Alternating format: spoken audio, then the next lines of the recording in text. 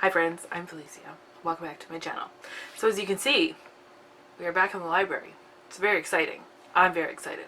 So today I'm here to talk to you about the last 3 books that I read in August. I'm a little bit behind, so I'm just gonna be making several of these videos because again, I don't want to overwhelm you with a really long, 25-minute wrap up because I've read a lot of books in August, so we're just gonna get a few of these short ones. First book I want to talk to you about today is Julie and Julia, and that's by Julie Powell, and that is the book that the movie is kind of based on. The movie is based on this book as well as My Life in France by Julia Child, and Nora Ephron took both of those books and then made the movie Julie and Julia. And I've seen that movie like 50 times. I don't know. Probably not that much, but close.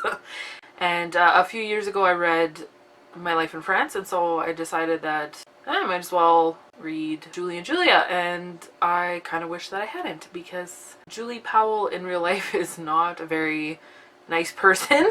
Basically her story, if you've seen the movie you'll know, it's basically her story from when she decided that she was going to start a project of cooking through Julia Child's Mastering the Art of French Cooking, and so she started a blog about that, and it was about 2002 I think, so blogging was still relatively new, and it was kind of funny. So I listened to the audiobook which was narrated by Julie Powell, and so it was kind of funny to hear that, just like, oh my gosh, like her husband was telling her about a blog and she's like, what's a blog? And I'm like, oh my goodness. That actually was a time like in history. But yeah, I feel like Julie in the movie, I know there are a few times when she talks about like being like really mean and self-centered, and that doesn't really come across that much, but then in the book she talks about it as like, yes, 100%. Because you're reading a memoir, you get to hear the author's thought process more than when you watch a movie. And like Julie Powell in her head, kind of mean and rude and self-centered. And there was a story in the book when her husband's aunt was living in the Middle East somewhere, and there was some conflict going on or something. Her husband was very worried about where his aunt was because he wasn't totally sure if she lived in that area where the conflict was going on and all this, and Julie was just kind of like, oh, whatever, and then she like continued on with her own thing. Meanwhile her husband is like freaking out, and she's just like, oh, whatever. And I'm like, oh my goodness, you are a horrible person. Like, your husband's relative is potentially in trouble, and you're not even like trying to be there for your husband at all. You're just focused on your own thing, like, oh, your souffle didn't rise properly, oh no, that's worse, and there were so many things like that. I'm like, wow, this person is just... The book itself felt very scattered, just the way that she, I don't know, I guess did her personal timeline, and the way that she wrote about doing recipes and what was going on in her life in the time, and like things that happened before the project started. It kind of was all jumbled together, it felt like sometimes, because she would talk about doing these recipes and then these recipes, and then she'd be like back at these recipes, and it's like, okay, what are you doing them like in order, or how are you doing this? And just with her life events too, they're kind of just hopping all over the place. I didn't really like that. Like, it didn't mess me up too much, but I didn't really enjoy that.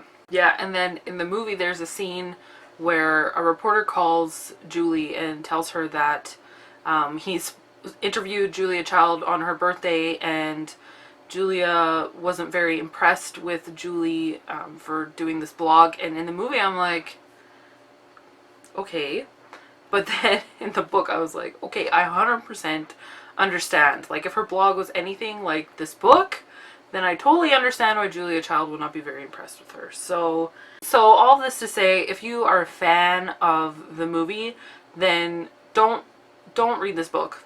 Just give it a pass. Like, anything that you will get out of the book, you will just get from the movie, and then you won't hate Julie Powell after you're done reading it. Like, it's just a mess. So don't read it. Don't read it. Just watch the movie. The movie's really good. I like it. And read My Life in France, because that's really interesting. Then the next book that I finished was Life, the Universe, and Everything by Douglas Adams. This is book 3 in the Hitchhiker's Guide to the Galaxy series. And this is not my favorite one in this series, but I still really enjoyed it. So basically in this book, Arthur is still kind of making his way through the galaxy, trying to figure out life, not on Earth. It's hard to talk about this book because I know that there are people out there that haven't read it, which just boggles my mind. Like, you should read it. Just the stories in this one aren't necessarily my favorite, but I still really enjoyed it. Audiobook is narrated by Martin Freeman, which is just a delight, and I highly recommend that you listen to the audiobooks if you have never read these books before. Just read The Hitchhiker's Guide to the Galaxy if you haven't read that yet. Then the last book that I want to talk about today is Miss Marvel Volume 5. Yeah, this is Volume 5. Super famous. And this is by G. Willow Wilson and other people. I don't know, terrible. And it's by G. Willow Wilson as writer, Takeshi Miyazawa, Adrian Alfona, and Nico Leon are the artists. I am really enjoying this graphic novel series. Or this comic book series, I guess. I'm really enjoying it. I really like Kamala as a lead character. I find her to be a very well-written character. I like that it's not like super heavy, but she still has depth to her.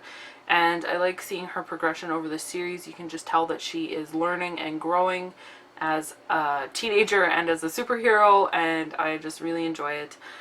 I really like the art style in here. It feels properly cartoonish to me. Yeah, I really like the series. I really like seeing Kamala as a character. She feels like a realistic teenager to me. Okay, the sun is coming out. That's nice.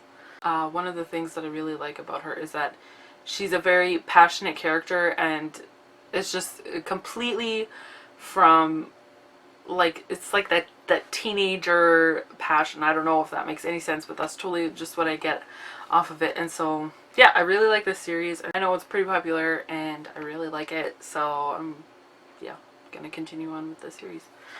See, I talked about 3 books and I still have 15 minutes of footage to get through, so whatever. But that's all that I have for this video, and until next time, so long and thanks for all the fish. Bye.